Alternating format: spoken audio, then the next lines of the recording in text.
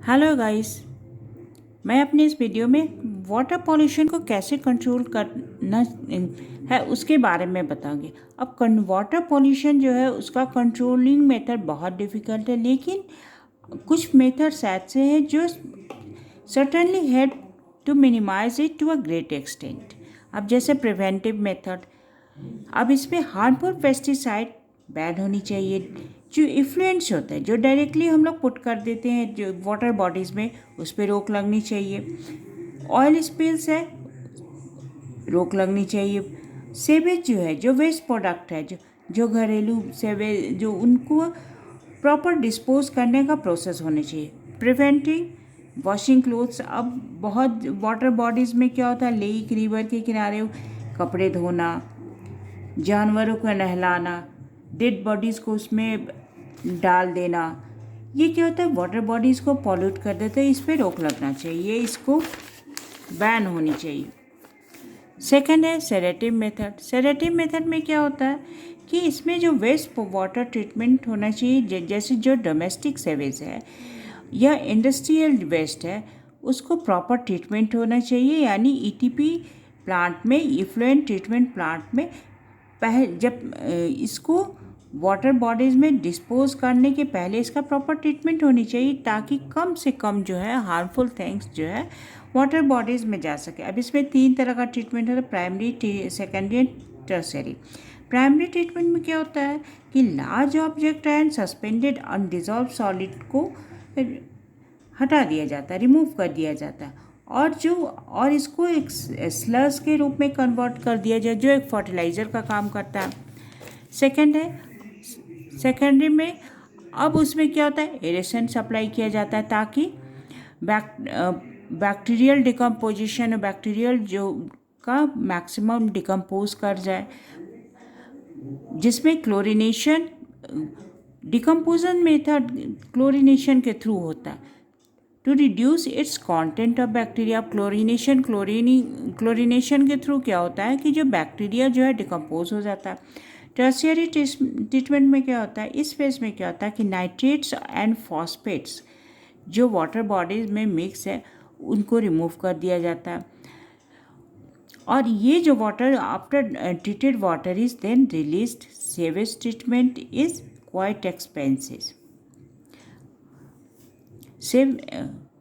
Savage treatment जो होता है काफ़ी एक्सपेंसिव होता है, इसलिए बहुत सारे कंट्री में सिर्फ 2 step he, primary and secondary जो है उसको फॉलो किया जाता है। अब जैसे आप देख रहे हैं इस डायग्राम में क्या है, ईटीपी ट्रीटमेंट ऑफ इफ्लुएंट।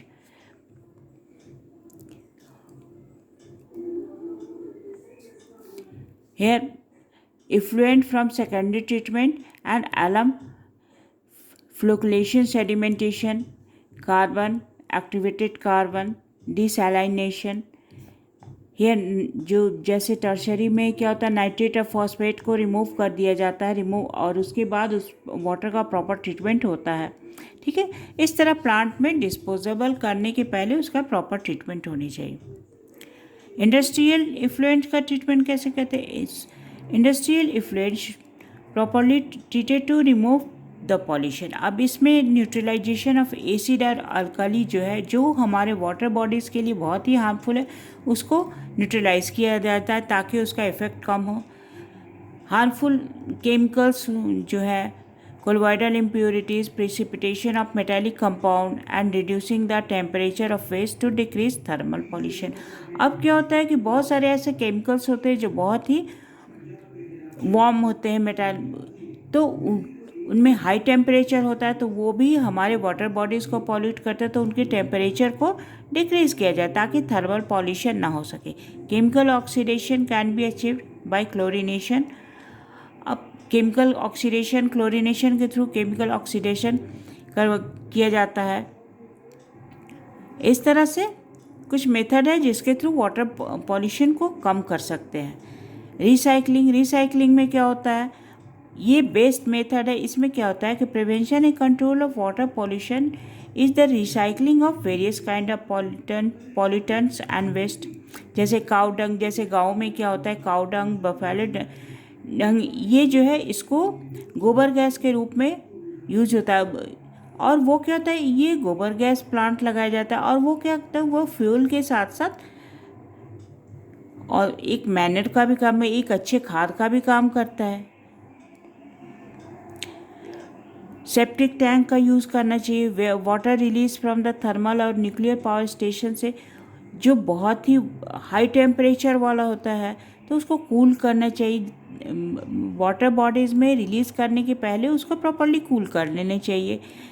कुछ फिशेस होते हैं जैसे गैम्बूटिया, वो क्या होता है, वाटर सोर्स में डालने से क्या होता है, वो उसको वहाँ पे जब वाटर बॉडीज़ में रहता है तो वो लार्वा जो है, और लार्वा एक जो हार्मफुल ऑर्गेनिज्म के उसको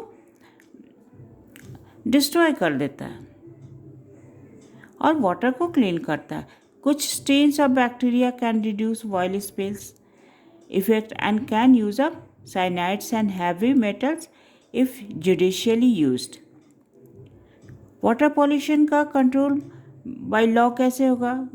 इसमें क्या होता है कि प्रिवेंशन जो है, water pollution, Indian government has propose water prevention and control act. Important legislation of this act are as follow, जैसे control and management of water pollution, यानी कुछ जो वाटर पॉल्यूशन जो है उसका कंट्रोल हम बाय लॉ के थ्रू भी करेंगे। ये रूल जो है गवर्नमेंट के थ्रू पास होनी चाहिए।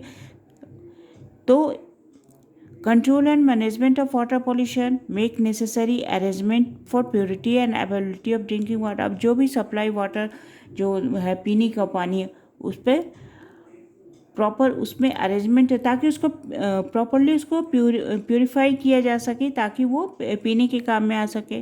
To organise and appoint board and commission for prevention and control of water pollution. अब इस वाटर पॉल्यूशन को कम करने के लिए क्या होता है, एक बोर्ड का गठन होना चाहिए ताकि